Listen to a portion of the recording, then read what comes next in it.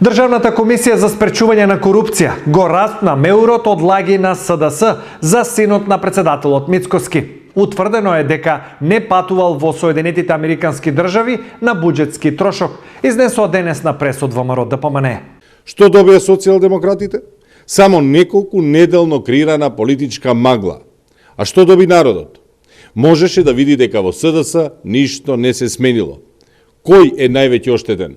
Синот на председателот Мицкоски, кој неосновано, без никаква причина, беше подлежен на канонада навреди и клевети инструирани од СДС.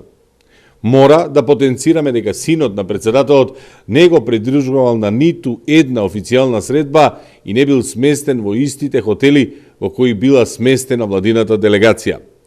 СДС лажеше и свесно креираше меур од лаги, кој сега се распрсна и може да се види колку се мизерни, безидејни и деструктивни. СДС, наместо да биде конструктивна опозиција, тие 4 месеци поминаа во лаги и манипулации.